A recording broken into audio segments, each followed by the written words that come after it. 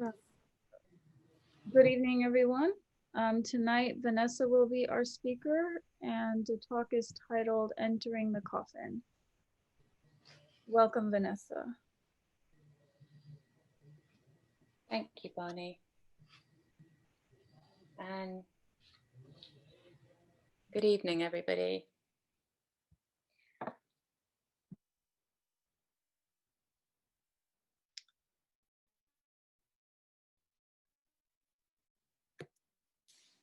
Nice to see everybody. Can you hear me okay?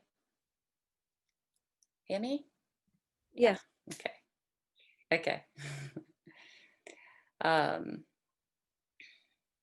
So some of you might know one of the things that I spend my time doing is putting together and editing this website called The Dewdrop that contains things that are good for reading, according to me. And I did something quite recently that I'd never done before. Was I self-published. I published a story that I'd written myself, and it was pretty scary to put it up on my own platform. But it was a fun story. It was about my daughter and her best friend, and about the relationship that they have, which is really beautiful. And they've known each other since they were 18 months old, and they have this very natural draw towards each other that has endured a whole 3.5 years, which is a hell of a long time when you're their age. So it's a very heartwarming story. And after I published it a few days later, I got a message from my mum. And my mum sometimes gives me feedback about the things that I do. But she sent me a message saying, Vanessa, that was a lovely story. And what a relief to finally read something nice from you and just not all that stuff you're always posting about death.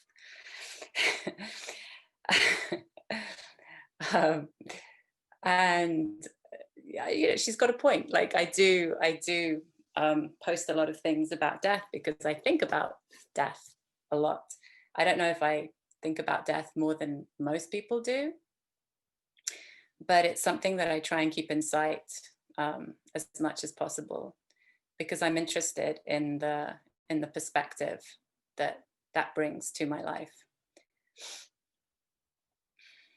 So what I want to share with you tonight, quite personally, some of the darker repercussions of this relationship that I have, you know, the shadow side, because I'm confident that I think a lot of these shadows that come up, they're the reason that I'm sitting here this evening with you. And I think they're important. And why not talk about death a few days before Halloween and a few days before a general election next week? Something to just cheer us up a bit and take our mind off the politics. So there's a poem that I found recently by a poet called Ross Gay. And the poem's called Thank You. So I'm going to read it out. If you find yourself half naked and barefoot in the frosty grass, hearing again the earth's great sonorous moan that says you are the heir of the now and gone, that says all you love will turn to dust and will meet you there, do not raise your fist. Do not raise your small voice against it. And do not take cover. Instead, curl your toes into the grass. Watch the cloud ascending from your lips. Walk through the garden's dormant splendor. Say only, thank you. Thank you.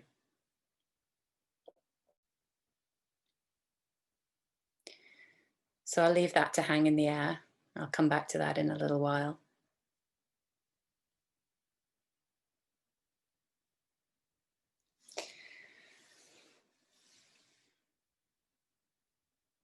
So I've been able to watch my daughter since she was born.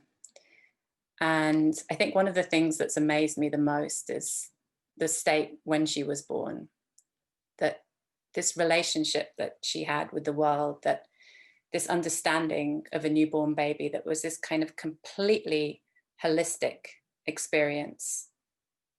And I've read that newborn babies in the first few weeks of life don't even really perceive a difference or a separation between themselves and their mothers, or even the rest of the world,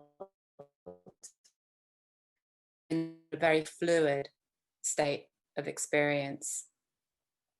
And I'd had this, but I never really understood it until I had a child, until I became a mother.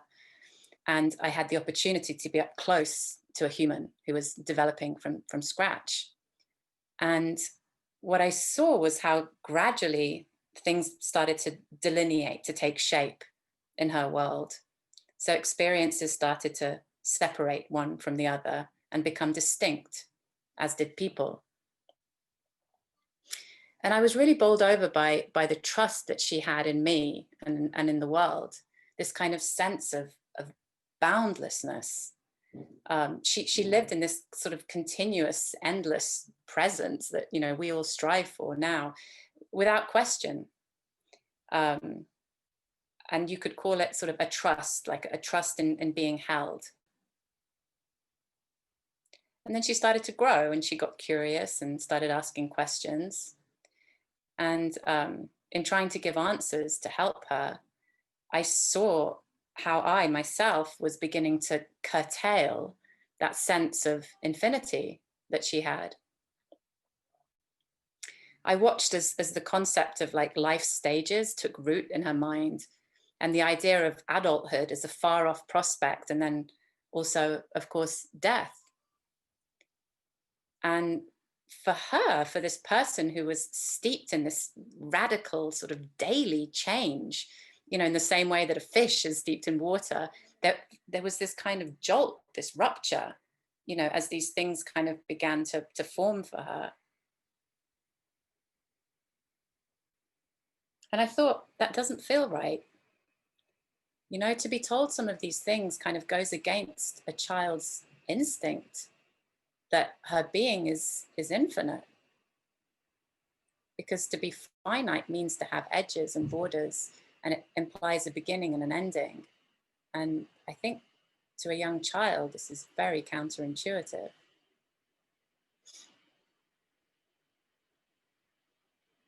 So then I perceived this shift, that this sort of inner sense of boundlessness or eternity that you might carry as a new human being, when it's denied, I think that it's externalized.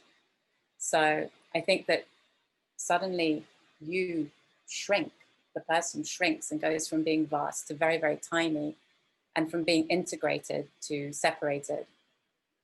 And now the infinity is outside of you, it's in space and time.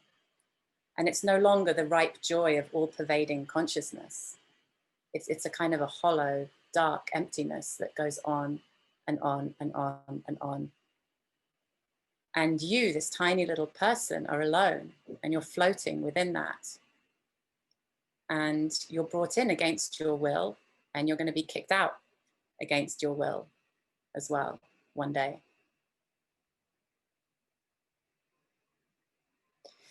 So this kind of image used to overwhelm me and fill me with panic. And I would get lost in this darkness, and I would hyperventilate and sweat and shake, and I would sit up and look around and try to latch onto something physical, something tangible that reassured me that the world was still there, you know, that substance was still there, and bring me back to a familiar place. And I think it's a common image. I think it's a common fear or a common nightmare, you know. But I think when you're under its spell, it's easy to think you're the only person in the world that this is happening to. So one night when I was about 15 years old, when I was a teenager, I had a panic attack that was so bad that my mum, who couldn't bring me out of it at all. She called a friend to come over. This friend of hers was a nurse, and she was also a very devout Christian. And she was a wonderful, wonderful, calming presence. And I remember her telling me that what I was going through was normal, and that I needed to trust in the fact that as I grew older, I would find answers to my questions, whether it was through religion or some other avenue.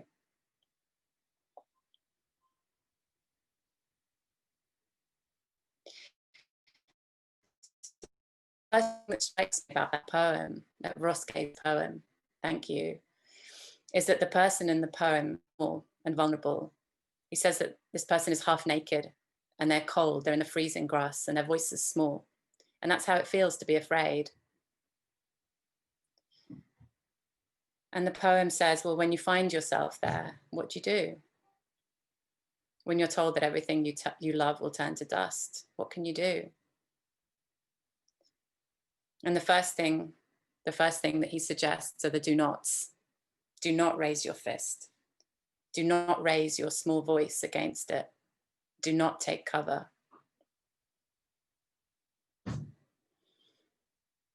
And I never thought that taking cover was something to do. I thought of taking cover as sort of taking blind refuge in some ways. And as I went into early adulthood, I made a very definite and lucid decision for myself to leave behind any idea of a religious faith or some kind of philosophical religious framework that would hold me up. I was determined to experience the world on my own terms and make up my own mind, no matter how frightening that prospect would be. And what followed then in the following years was, on an existential level, a very, very difficult period. It was a kind of home leaving that coincided with my actual home leaving. And it left me completely without a sort of a moral compass or any kind of relative value system with which to orient myself. I was adrift and ill at ease, which is a very British way of saying I was horribly depressed and in a crisis. And the thought of my own mortality was heavy enough, but what more outweighed that was observing the way in which the world continued in the light of this fact, you know, in the light of this sort of what seemed to me the truth of our condition. I didn't feel that it was reflected in the way that society was structured or in the way that anybody lived their lives. I just felt that everything was a distraction from, you know, sort of from facing up to this very fundamental truth. And I felt it for a long time. It was in my bones, like it possessed me. I couldn't really think about anything else, or I couldn't really frame the world in any other way for a long time. And it was overwhelming. It felt a little bit like madness sometimes. It was hard to do sort of normal everyday things because every person I spoke to, every movie I watched, every street I walked down, like it just lit up this predicament for me. I couldn't get away from it. And then around this time, I discovered meditation, but that's not the happy ending at all. Discovering meditation for me at that moment, when these things were so alive for me, actually caused more of a problem. Because what I did was I signed myself up for, I didn't start or go to like a beginner's class or you know, start gently. I signed myself up for a full 10-day silent Vipassana retreat in India. Bam. And it was, you know, it was just really strong. It was like, you know, taking a very strong shot of something before I was really prepared for it. I thought I was going in to experience something relaxing that would calm me. But I think given the state of mind that I went in, it was very, very different from that. 10 days with absolutely no distractions, with no reading, no writing, no talking to anybody, not even making eye contact with anybody, and sitting for, gosh, 14 hours a day, I think it was, like a lot of time, sometimes in these very small like meditation cells, which sort of, I'm claustrophobic anyway, sort of claustrophobic piled upon like panic and existential crisis and fear of annihilation. Just everything came up, of course it did, you know, everything just came up all at once, and I was not equipped in that moment to handle it. It was a very scary experience. About a year and a half later, I started sitting with a Zen group, and this was back in England. And when I did, it was a very different kind of experience. And I realized I'd found a practice that would pull me through, that was my raft. One of the things I started to realize then was that you can't think your way out of everything or anything, really, but definitely not everything.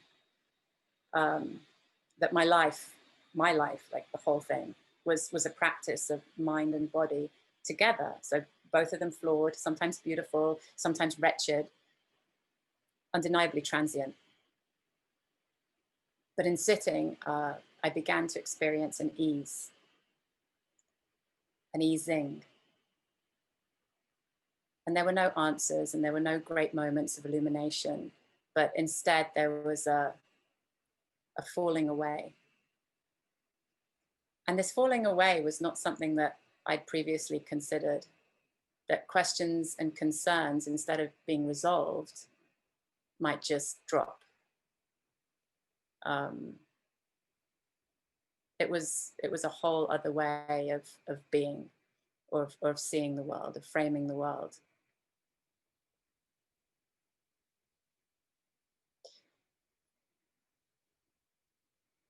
And I began to learn that the Buddha, when the Buddha talked about life and death, he talked about this. He talked about resetting the parameters of the way we think about existence and non-existence.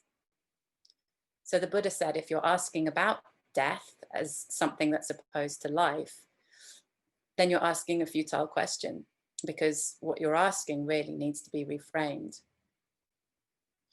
And this is just a little quote I found from the Samyukta Agama Sutta, which is the discourse on the middle way. When a person who has correct insight observes the coming to be of the world, the idea of non-being does not arise in her. And when she observes the fading away of the world, the idea of being does not arise in her mind. Viewing the world as being is an extreme. Viewing it as non-being is another extreme. Dwelling in the middle way is what he's talking about. So in this Buddhist view, life and death are not events that can be delineated or called events in that same sense. And so reflecting on that, of actual experience I've had of, you know, the coming and going of life, I think I'm really fortunate to be a woman, to have been able to, you know, create life, or to have life grow in my body. And I also, some years ago, before my daughter was born, I had the very profound experience of nursing my grandmother for many months at home while she succumbed to lung cancer. And in both cases, I was very intimate with this manifestation of life and death, of this kind of process of becoming, as I saw it, of kind of arising and falling. And I realized that, of course, you don't just experience them as events in themselves. There's this sort of imperceptible, like, fade in and fade out. And there were markers along the way. Obviously in my daughter's case, there's a pregnancy test, and there's a scan, and there's vomiting, and then there's the birth. In my grandmother's case, there was a diagnosis, and there was a progression of physical sort of degradation, of getting worse and worse physically. There was a moment when her heart stopped and she didn't breathe anymore, which is called the moment of death. But when I was that intimate with her at the time, I think what I was able to understand was the fact that her dying was a very long process, included everybody around her. And it was impossible to pinpoint a beginning or an end. It was, gosh, 16 years ago now. And to me, that process is still going on. It's not finished. She's still alive, and there's still that process of dying that's happening for me. And then the same, the other way for life on the ascent. I remember so clearly, like, the moment when I first realized that, like, Cora, my daughter, existed. I was on a sesshin in Liverpool, and I was sharing a room with 3 other girls, and we were all there in our bunk beds, and I think we were just resting between meditations. And then somebody jumped up and said, "Oh, I'm going to go to the shop. Does anybody want anything?"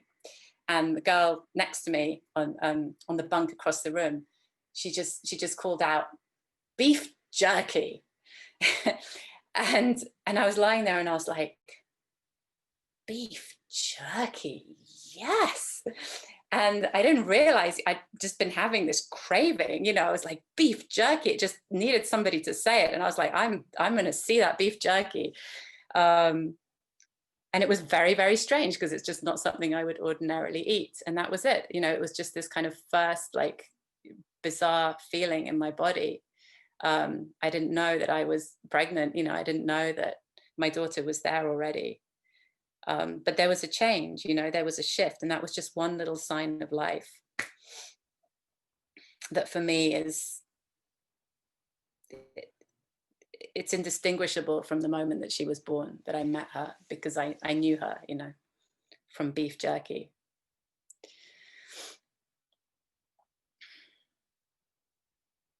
So entering your coffin, that image or that phrase comes from a quote by Kodo Sawaki, when he says he would like to say, sitting zazen is like entering your coffin.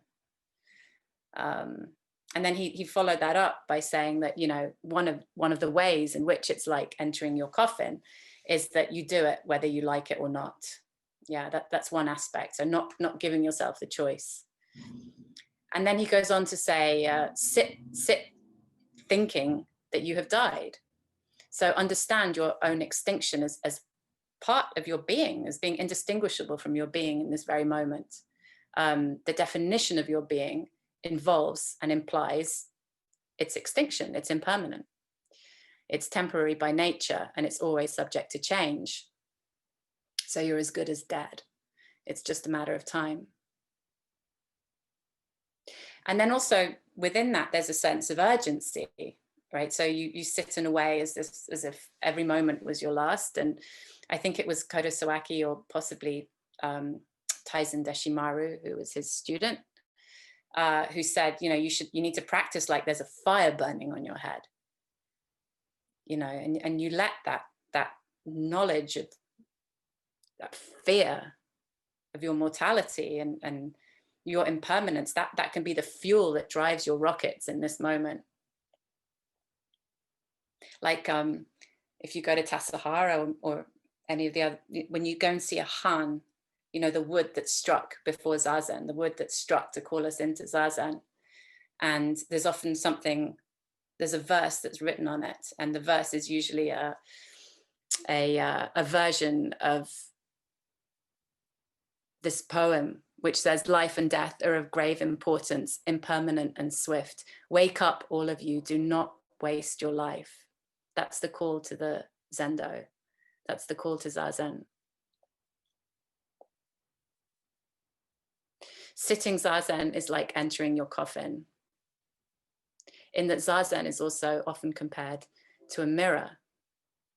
So it's a motion of turning inwards, and it's a cultivation of presence. It's a way of being able to sit with yourself and anything that comes up within yourself. So the ease inherent in Zazen is the falling away of boundaries. So we say we drop the dualistic mind and we cease to differentiate. So the borders and the definitions drop away. Like sometimes when I'm sitting, there's a complete absence of fear. And I'm curious and I go to look for it and it's gone. And it's really gone. I can't find it. It's a strong practice.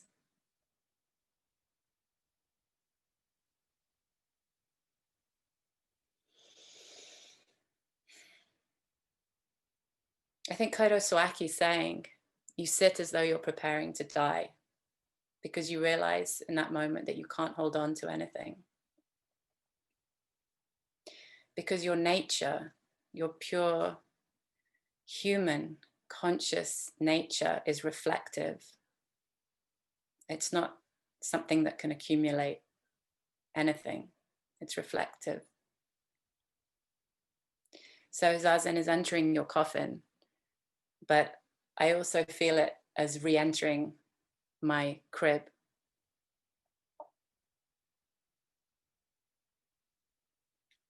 Because in that poem, in Ross Gay's poem, when he says, don't fight back, don't raise your voice, don't take cover, what he then says in the positive, he says, instead, curl your toes, curl them into the grass, watch the cloud ascend from your lips, walk through the garden's dormant splendor. And these are peaceful actions. They're simple actions. It's rooting yourself into the earth, watching and walking, passing through. So then in the Shobogenzo, there's a chapter called Shoji.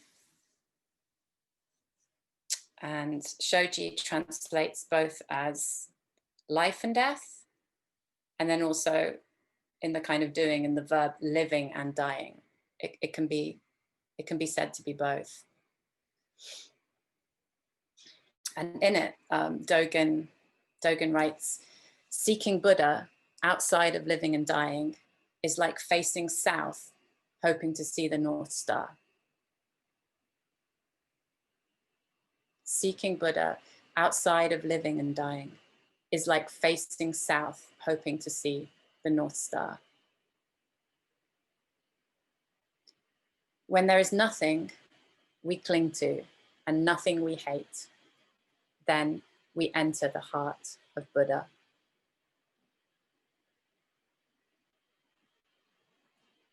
Our practice is growth through diminishment.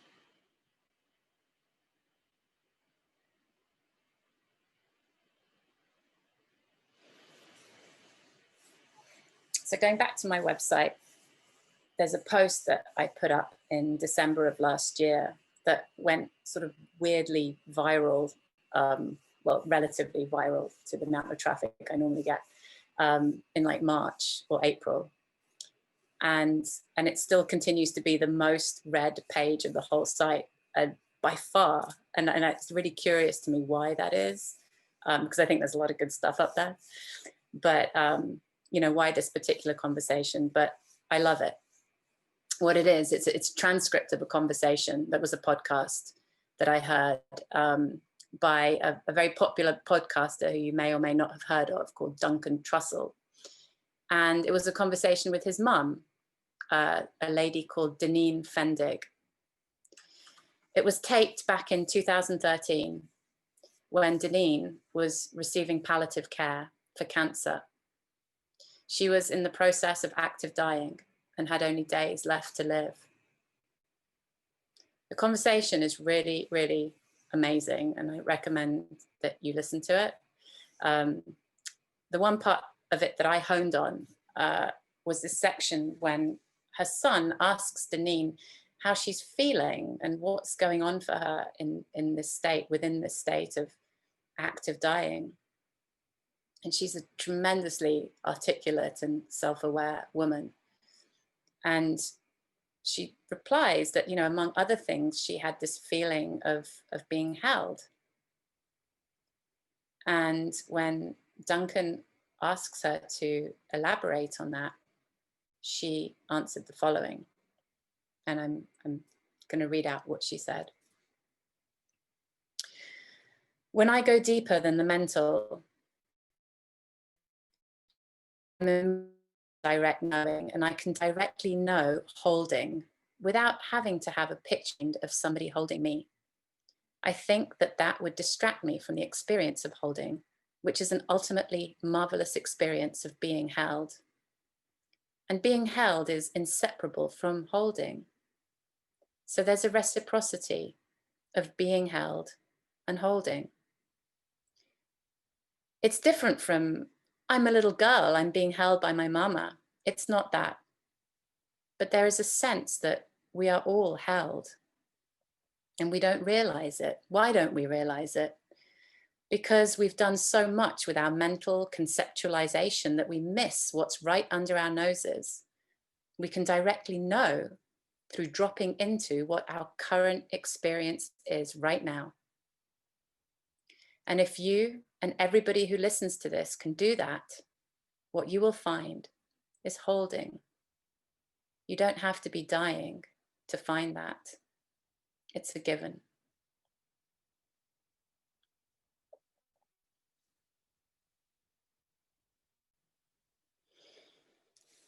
So what I take from that beautiful description of holding, is something similar to the wide openness and the trust, that boundlessness that my daughter had in her first years and continues to have in many, many ways, although she's already 5 years old.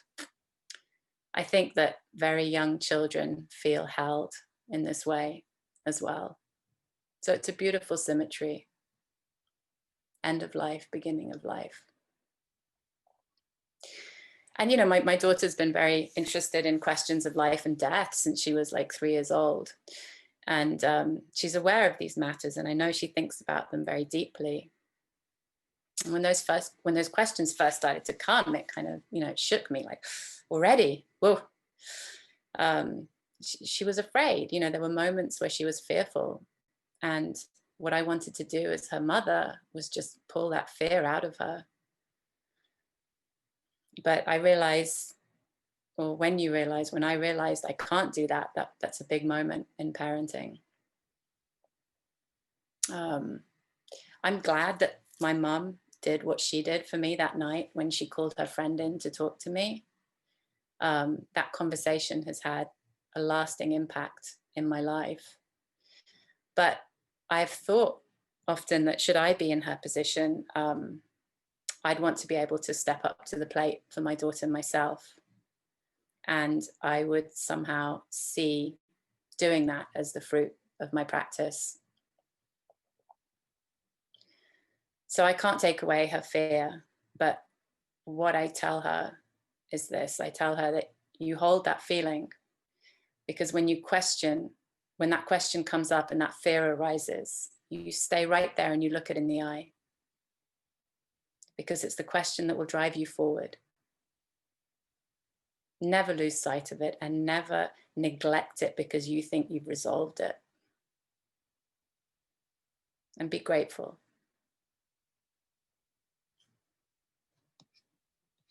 I'm going to read it one more time.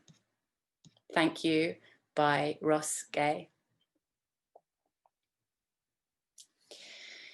If you find yourself half naked and barefoot in the frosty grass, hearing again the earth's great sonorous moan that says you are the air of the now and gone, that says all you love will turn to dust and will meet you there, do not raise your fist.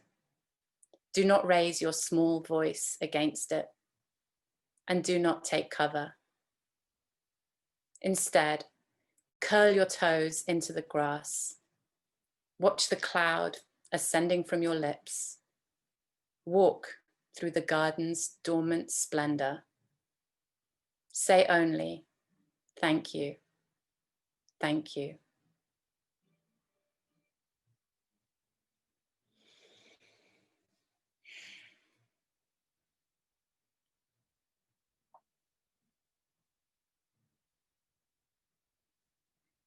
Now I'd like to hear from you. If you have any, what comes up for you when you hear all of that, or any questions, or Hi, Vanessa. they. Hi, I have a question for Umar. you. I just want to ask you something. You were talking about death, and I was thinking about Halloween too. Yeah. Halloween is there to scare the heebie-jeebies out of us. It's like all the stuff that we have, all the cobwebs that we have, all the places that scare us. Things, monsters come out, and people are there to scare us. And I was thinking about this, and I was thinking this is really interesting that our practice is like Halloween. You go and sit there, and you're dealing with all your monsters, and they show up and they scare the heebie-jeebies out of you.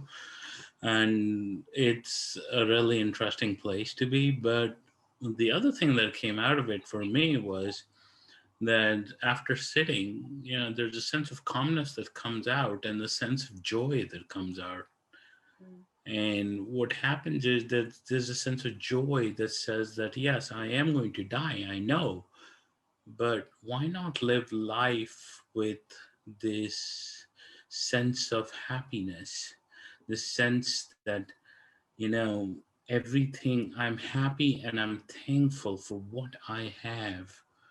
The breath that I have, the strength that I have in my body, whatever it is, the people that I'm surrounded by, the love that I've gotten, everything that has come into my life and made my life possible.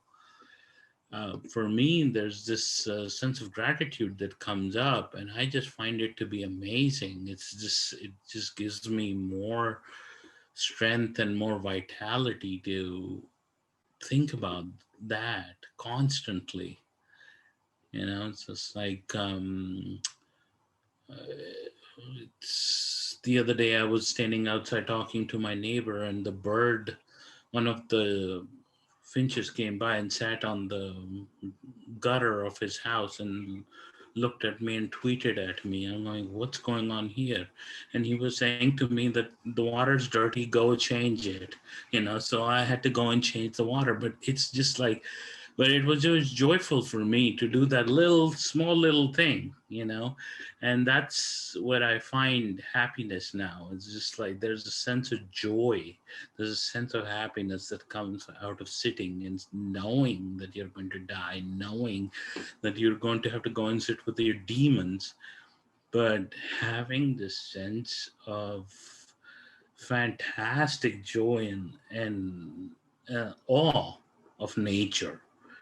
And it's just I've started to feel that, and it's taken a long time, but I just have started to feel, yes, death is there, and it's always there, but why not live in joy, live with happiness, live with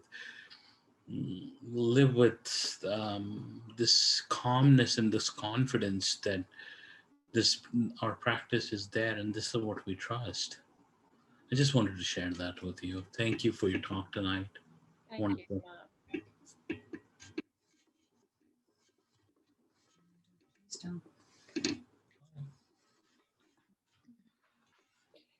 Dave.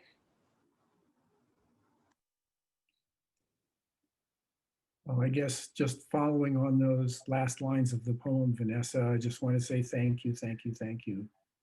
I think it's wonderful the way you're able to talk about something as big as the great matter of birth and death, and yet tie it to shared intimacy with your own experiences and relate that to us. So thank you for that. What you said about Cora and watching her as she's grown from a baby, reminds me of one of my favorite lines of poetry, and I'm sure you're probably familiar with it too. It's Wordsworth, Intimations of Immortality, where he says, in part, "Heaven lies about us in our infancy. Shades of the prison house begin to close upon the growing boy. But he beholds the light, and whence it flows, he sees it in his joy." There's a there's a funny story that I love, even though I'm probably thinking that it's one of those things that should be true. It probably isn't. About a mother overhearing her young son going over to the crib of his younger brother and saying, "Remind me where we come from. I'm beginning to forget."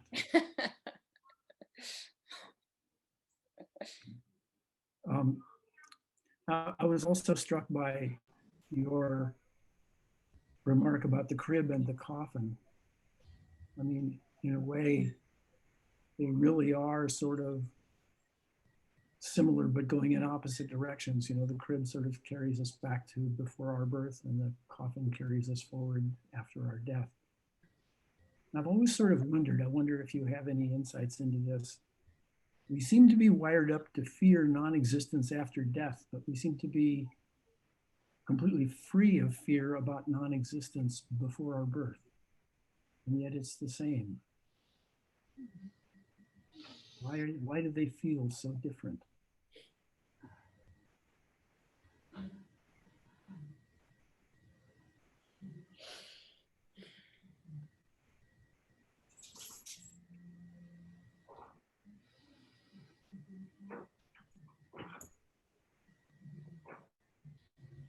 I think we are heavily invested in the directionality of time.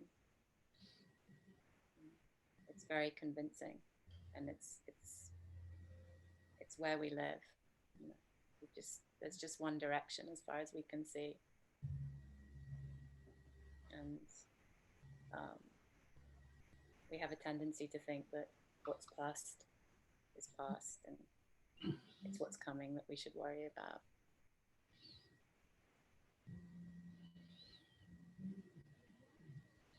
But it makes no sense when you think about it that way.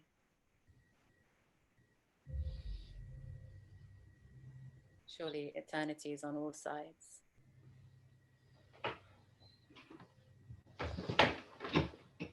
Perhaps this relates also to what Suzuki Roshi said. Every moment contains its own past and future. Mm.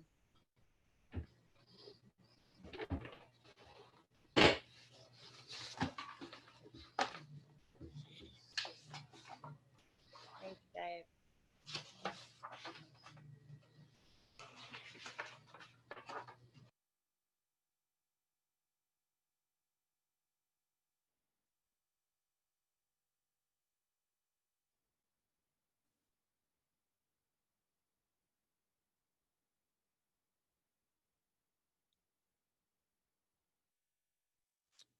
Vanessa, I have a question. Hey, Nick. Hi, thank you for your talk. I especially appreciated hearing the teachings on our Zazen practice in relation to death by Sawaki Roshi and Deshimaru Roshi. And I'm curious if you wouldn't mind sharing a few more words on how particularly our Shikantaza practice relates to death.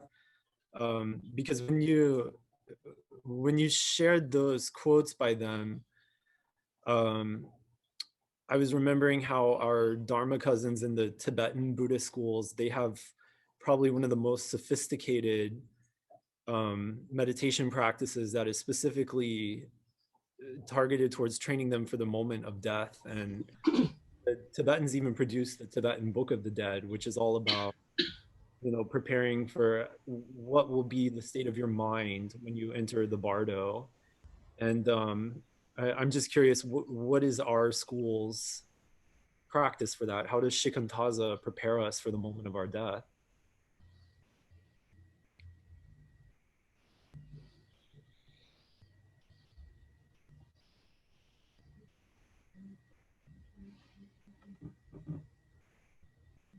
as I'm not so familiar, with that. I've only read a little bit about the Tibetan methods that you're talking about, so I can't speak to them so much. But as far as I know, we don't have such an equivalent directly, in Zen that is so focused, so intensely focused on this sort of moment of dying. And maybe somebody can correct me, or somebody can let me know if we do have something like that. But I started sitting in the Deshimara lineage, and so I got kind of big doses of that, like when I first started sitting, of hearing that and sitting with that. A lot of emphasis on urgency, a lot of emphasis on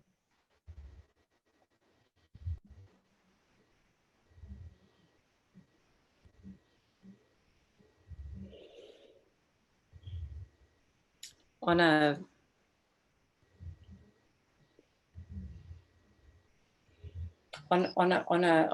sitting that is letting go, um,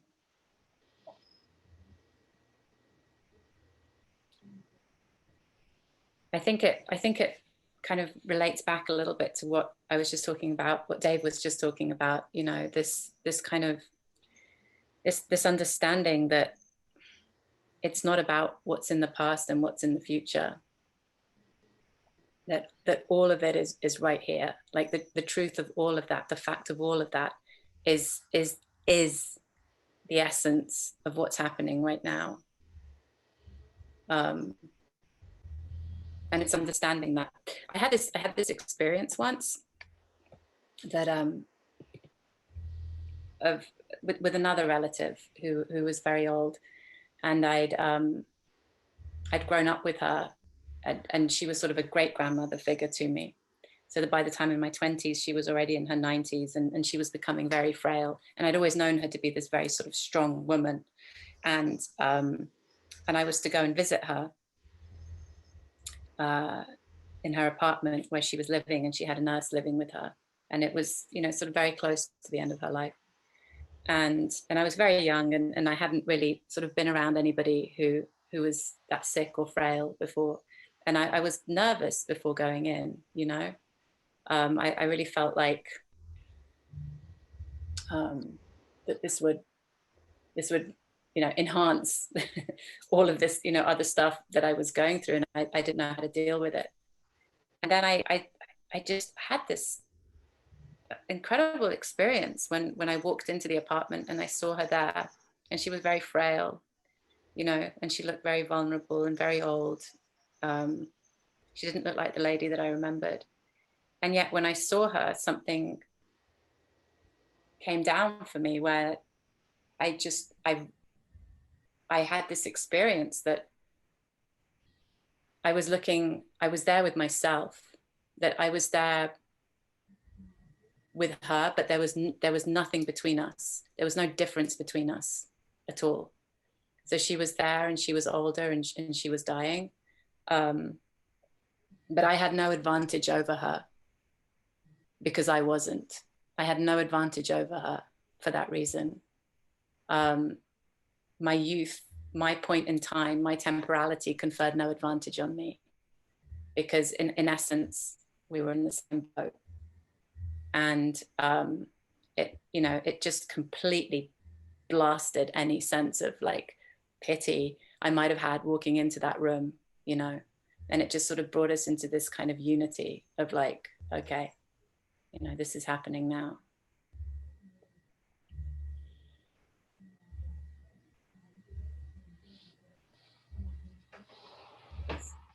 It's just it's a facing up to that, it's just being able to have that in the room with you. And that's how I take the sitting, and sitting zazen is like entering into your coffin. It's just being able to sit in that tiny, very uncomfortable space just breath by breath.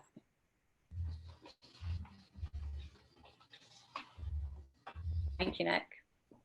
Thank you, Vanessa. And congratulations for getting through a 10-day Vipassana retreat as your very first retreat.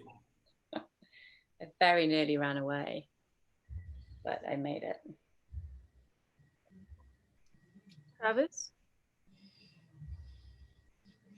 Thanks for your talk, Vanessa. You know, I thought I would just kind of offer this idea of, or problem of willfulness that we have. And, you know, I heard you say early in the talk about we come into the world against our will, and when we leave the world against our will, and then, you know, Dave had brought up the relative lack of curiosity about our non-existence before our birth. And, you know, I think that existence precedes will. And so much of the way we think about our existence is like filtered, at least if we try to reflect, we think about experience, but so much of the moment to moment experience of living is based on will or getting something, essentially. And, you know, so much of what you talked about was really, like, to me, especially as you were talking about being a teenager and really struggling with the world as it is, and not as it should be, is like just very, it reminded me of those writings of Kierkegaard, and that problem of existence, which, you know, I think we all go through it in some form or another as we grow. But my question is, like, do you think we can go out of this world without a willfulness to us?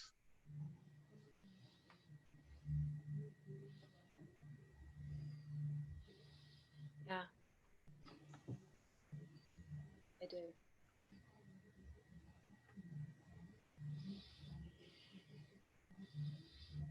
I think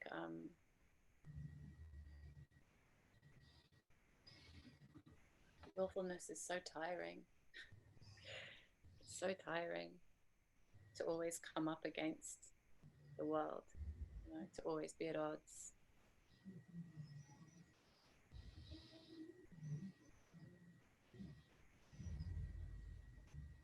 And I see a way where it doesn't have to be like that.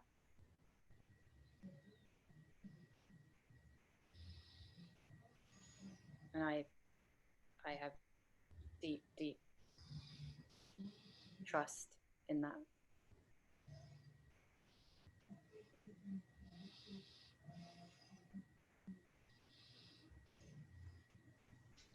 Well, when I was younger, I felt that if the world, if people really believed what they said, then the world would be very different, you know. And I wonder if that it sounds like you had that similar perspective, and how, I wonder how that has changed for you as you've aged and as you've become a parent. You know, that also is a tiring way to live, at least from my own experience. So how do you see that changing as we age? What do you mean when you said what was the tiring experience for you? Really just, you know, being at odds with what I perceive to be the collective beliefs of people and the how I perceive people's actions to be, and the disparity between the two. Like, you know, and it's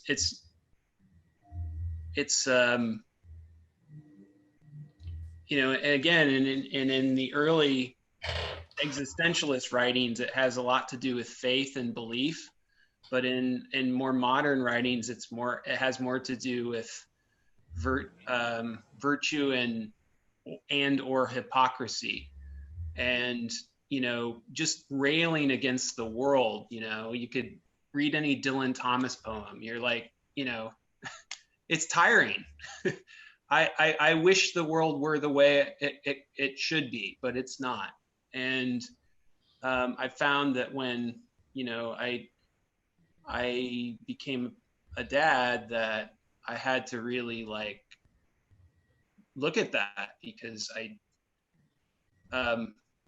it wasn't just for me, and I needed to have a healthy way to not only think about the world, but to live in it and to allow for other people to live in it in a healthy way. So yeah, I mean, you're very, you know, you are very present and available for your daughter, and I just wondering about how you see that shift, you know, particularly in light of how you had a lot of meditation and Zen, you know, time with Zen prior to being a parent, and then now to be a parent relatively later in life, and having the ability to see this little person grow up.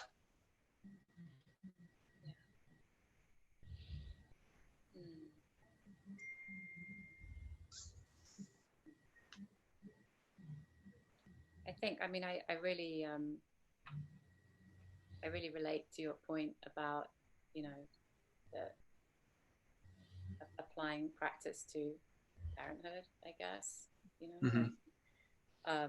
How or I guess I referred to it as the fruit of practice, you know, earlier, but how the fruit of the practice is so just, I mean, obviously in so many parts of your life, but I don't know, for me, especially in parenthood, which has been one of the most challenging periods, I find myself with Cora often apologizing for the world when I'm explaining certain things to her. You know, I find that my tone is kind of apologetic, like, really sorry about global warming, but like these are the myriad ways in which we have screwed up, and this is the world you're going to inherit.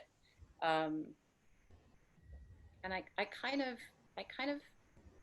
come up against that for myself. You know, I'm like, I don't need to apologize.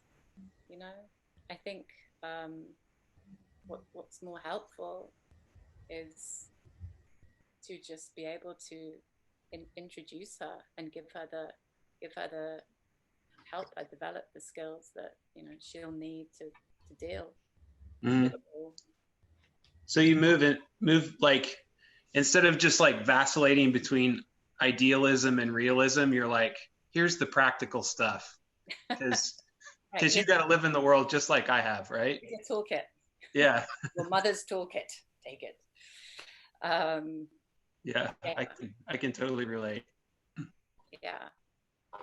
But also, I mean, I think that, you know, again, like you mentioned sort of going back to that person who, that incomprehension. It's hard. It's funny to look back on now. It's strange for me to look back on that period, because I don't worry nearly so much about about the things that you mentioned, like hypocrisy or values, or um,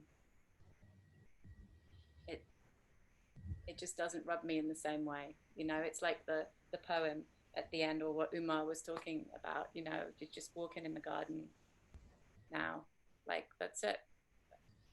I'm walking in the garden and taking in the sights and sounds.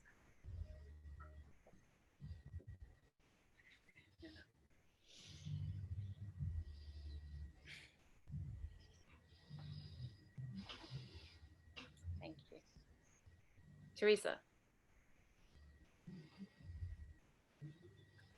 Hi, Vanessa. Thank you for your talk. I enjoyed it a lot.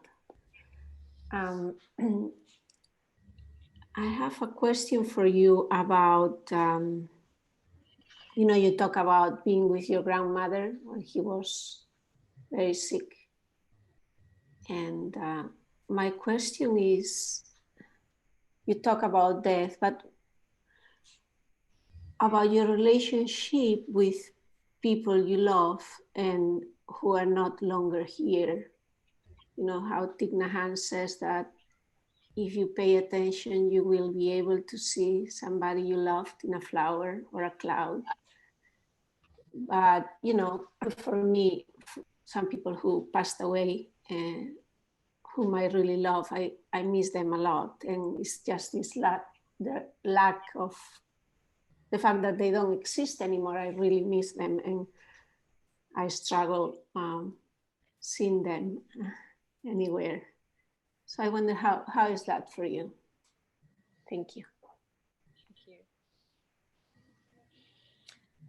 I feel very fortunate that I come from my mother's side of the family being Serbian. They have a very strong culture of, I don't know what you call it, remembering people who've passed away, and keeping them very, very close, So it was with my grandmother that I spent a lot of time with her when I was a kid. And she lived in Belgrade in Serbia. So we would go to the cemetery easily once a week, if not more. I mean, it was a given. It was the most regular thing that we did. And we had this whole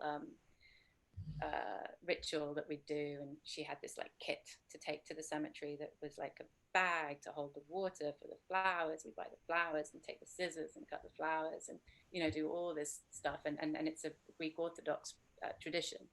So then we'd go to the church afterwards and light candles and kiss the kiss the picture of Christ, and so supposedly I don't remember this so well, but even when I was very young and I used to go and do this with her, my mother and grandmother would laugh and say, how much sort of gravitas I would bring to this. I took it extremely seriously, and I really sort of bought into it. But my grandmother and my mother have this sort of extraordinary talent for keeping people alive. And my grandmother suffered horrible tragedies and losses, like from the Second World War onwards. And her parents were killed, her father was killed, her younger brother was killed in the war. And then during the course of her life, she'd lost lots of siblings. And it was very, very hard. But she talked about them. She kept them all so alive to me that I literally feel like I knew them, especially her mother, for example, who died, I think, 2 years before I was born. She just, the way that she talked about her, and then my mum, when they got together and they started like exchanging stories, and they were just funny, like so funny. And they would quote her and they would do impressions of her. And, I just felt like she was in the room with us. And I have a couple of pictures of her. And then after my grandmother passed, and that was very hard, my mum and I have, we've come to the same spot with that now.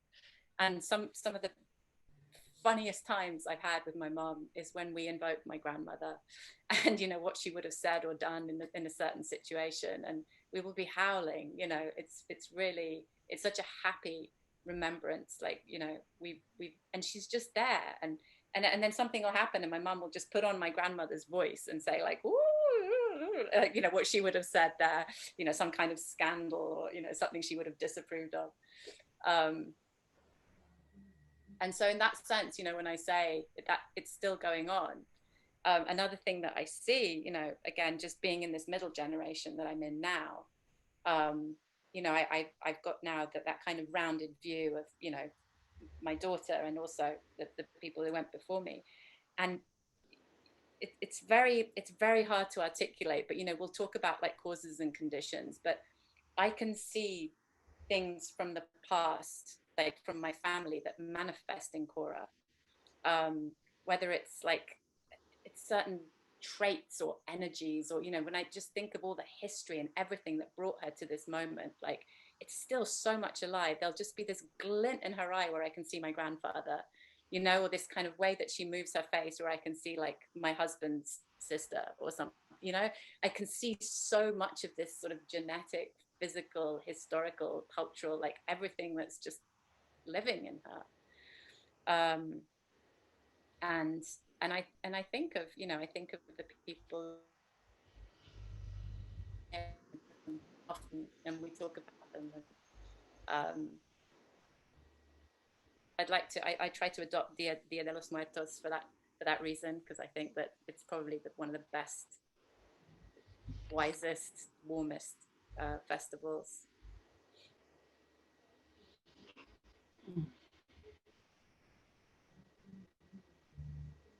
How's it for you, Teresa?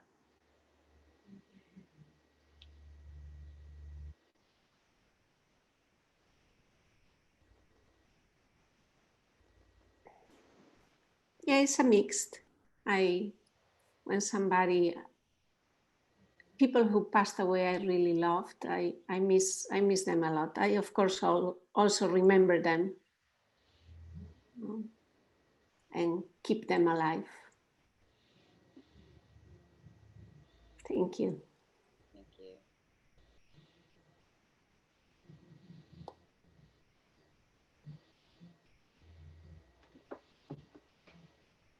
Carolina, you're celebrating a new life today. Yes. Yeah. My niece Carolina gave birth to Victoria today, and we're all very happy. Thank you for your talk and making it so personal. I particularly enjoyed your talking that it's all happening right now, and you're talking about how we get hooked on the directionality of time.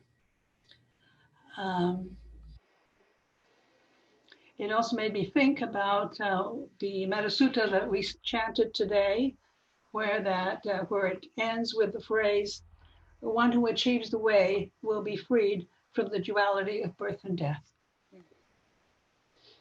And I'm further reminded in your poem of the saying that our last act should be a vow.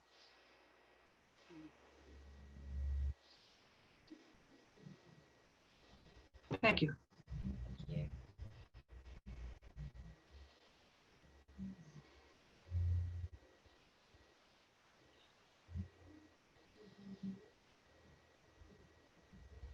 Great.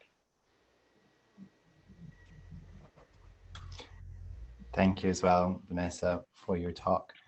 I'm amazed at the power of this way of getting together, for being so intimate and so personal, and just sitting in the dark and bathing in your voice and seeing all your faces here. It's really remarkable.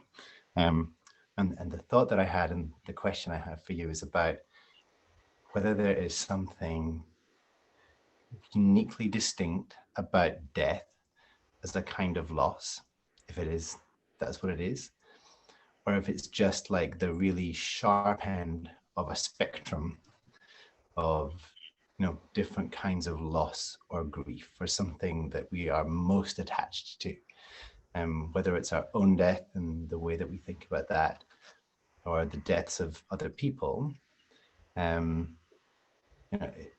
Is it qualitatively different in some way from feeling the loss of other things? Even as we were sitting listening to you talk, I felt there was a part of me that was already mourning the loss of this moment. Like, it's just, it felt so good, and it's like, oh, it's going to end, and oh, maybe there's going to be like a period in my life where this kind of thing isn't happening. And And so in some way, like every moment is already in its coffin, like at the opposite end of the spectrum. And yeah, I don't know. I guess my suspicion, my instinct at this point is that actually it's not different. That the dualism around kind of me versus you, life versus death, the difference between different things is like that's the ultimate distinction. They just carry different valences, different powers to them. And the death of yourself or the death of someone else is just especially potent and meaningful. But I don't know that it's, that is a distinct thing, as opposed to other kinds of loss of things that you're attached to. So I wondered if you had a thought on that. Yeah, it's oh, I can hear echo. Yeah, sorry, loudspeaker there.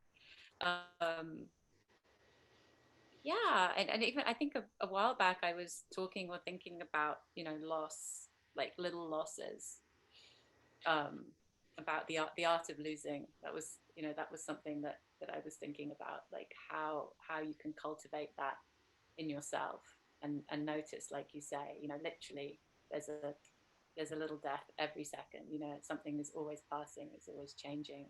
Um, we're in a state of constant flux, but we just the way that our brains are wired, it's to make everything seem solid and unchanging. Then we get terribly surprised, you know, when something changes or um, and you know, and we think that that's what we're, you know, I think I brought this up when I talked about it before. You know, we're awfully pleased with ourselves for being Buddhists and practicing this, and you know, like understanding change, and something, you know, comes along and hits you around the head, and you realize that, you know, you weren't in the least bit ready for this. And I think for me that just pushes me further towards, you know, this practice of loss. You know, really just diving into it when it happens, whether it's the car keys or the cat or, you know, any number of things that can happen. um there's just, yeah, I mean, I think when I think about it, you know, when you put it, when it comes into that spectrum of arising and falling, rising and falling, arising and falling, and observing that that's, you know, that's it, that's the rhythm. It's just the on and off, on and off.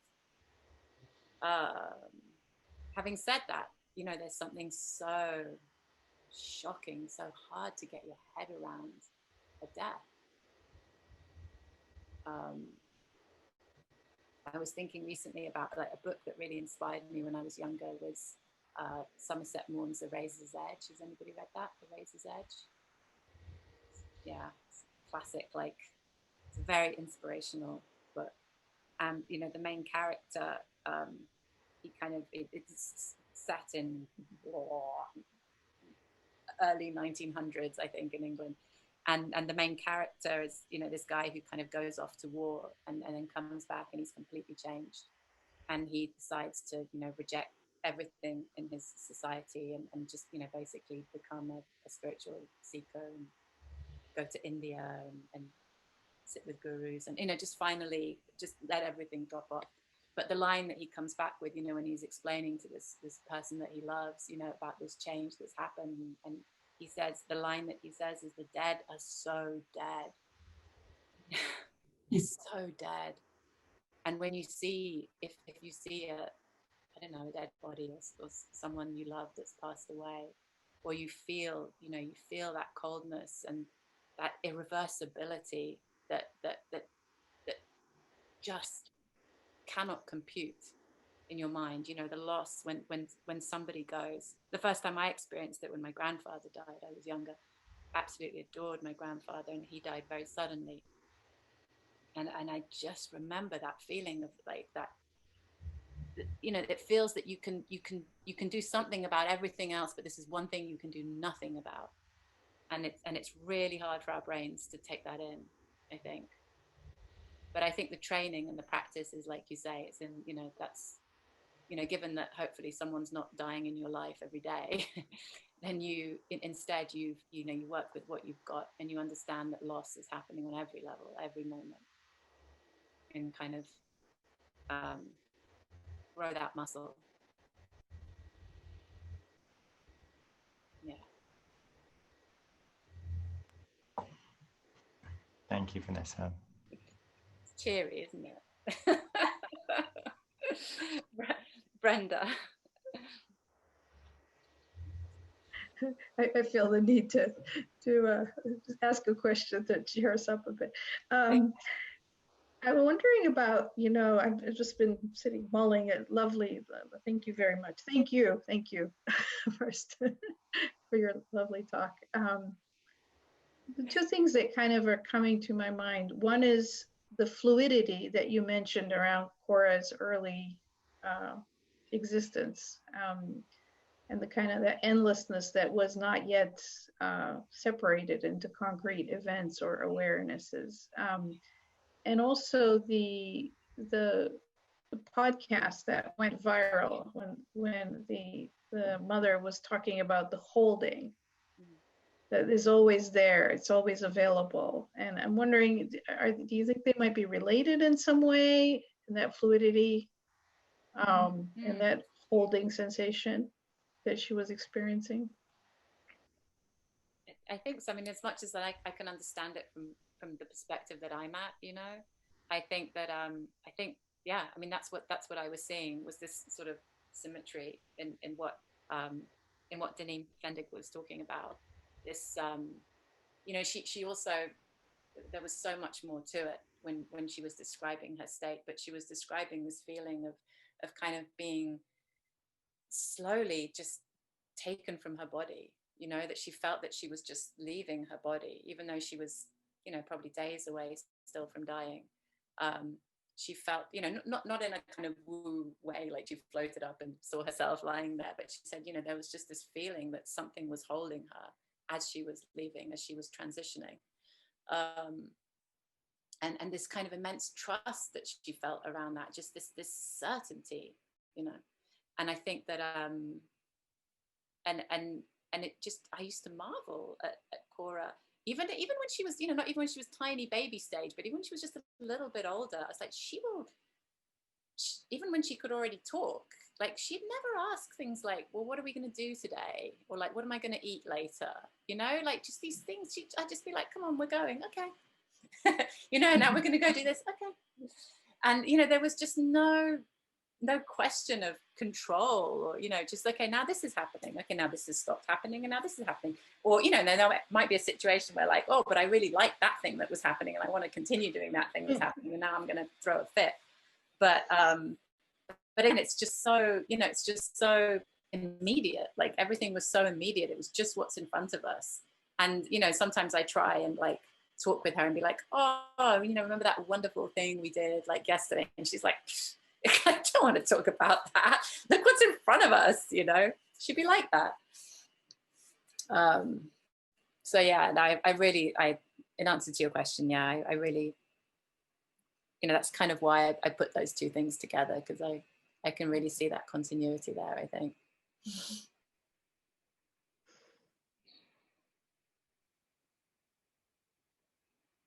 Thank you. Thank you.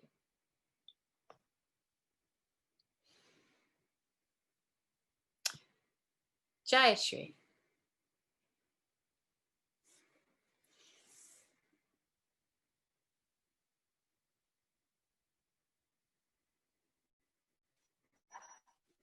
Thank you. I couldn't find my mouse. Thank you, Vanessa. That was beautiful. And I just following up on Brenda's comment and just what you described as this boundlessness. I just love how you described that, Cora. And I kind of was thinking when you described sitting in Zazen as in a coffin, that troubled me. I don't view it that way. And I wonder, and this is my question to you is, could that be cultural? Because I don't view death as in a coffin. I never have, because obviously, for me, that's never been how, when we die, I'm never to be in a coffin. I'm going to be going back to the earth, being cremated, and that's how all the people that my loved ones have passed away have been. So it's a very boundless feeling. And so when I sit in Zazen, for me, it's the experience I look for, that openness, that spaciousness, that going back to where I came from, as opposed to ever being in a coffin. And I wonder if it's just cultural to think of sitting in Zazen as being in a coffin. I mean, it just brought back just, didn't feel good. And that's why I thought could it be cultural? Yeah, I think it's a great point. I think there probably is an element of it that's cultural, but I think there might also be, like, my instinct, and this is just what comes up for me, is that I think that maybe it's exactly that discomfort that you're feeling, that's being addressed in that statement. It's that kind of heebie-jeebie side, or that kind of feeling of claustrophobia that we get when we think about a coffin, because it doesn't feel right. It doesn't feel right to think of a body being locked up in a box. It's exactly, it's that opposite. It's that openness, that boundlessness that is the thing. And I think that I'm not sure. My feeling is that it's not, a kind of literal destination that he was trying to point us towards, but just precisely this very human fear, and this, like, unease with that image. Yeah, but I mean, I agree with you. Like, I think that, Yeah, and the cultural that I also is that, so as I was visiting India, whenever I've been in India, death is all around you, and it's never hidden, and it's there. I mean, the cremation, people's bodies are walked through the streets.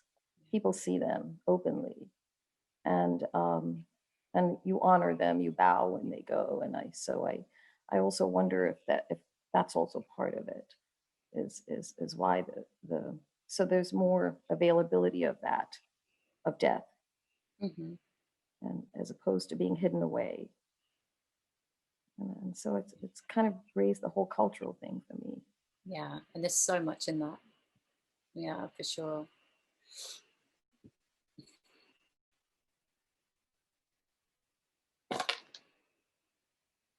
Thank you, Jaya. People, it's 9:20. I didn't realize it's so late. Should we call it a night? Les? Oh, maybe he was just agreeing. All right. Yes, yes. Yeah, sure. Before we go, a couple of announcements. Next Wednesday, our guest speaker will be Giuseppe from Italy. Hi, Giuseppe. I don't know if you have a title for your talk. I don't. Yay. Okay. Good. We're looking forward to your talk next week. Thank you for coming to the online sender. And other than that, this coming Saturday, we have a speaker. She will be with us at 10 a.m. from 10 to 11:30. Her name is Patricia Mushi Mikeda. She is the co-founder of the East Bay Meditation Center in Oakland. And she will be talking about how to come together in this time of division, and also how to create more diverse and inclusive sanghas. And So I hope some of you can join this Saturday at 10. And yeah, I was going to say that there will be a recording if you can't, but I shouldn't say that because then you will not attend. So I really hope you can come. And yeah, that's all. I don't know if anybody else has any announcement.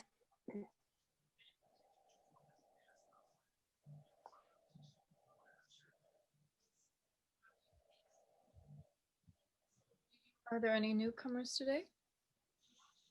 Anyone here for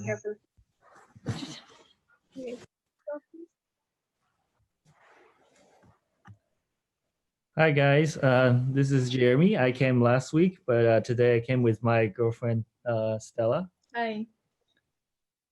Hi, Stella. Hello. Welcome back, Jeremy. Thank you.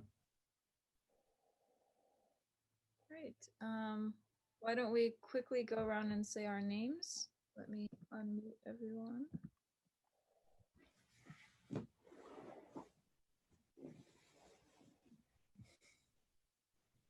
So I'm Bonnie.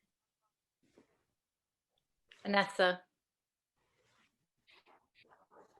Nick, this is Tony. She's not in a good mood tonight, sorry. I'm Les. Dave? Carolina. Don. Brenda. I'm Craig. Teresa. Giuseppe. Fishery.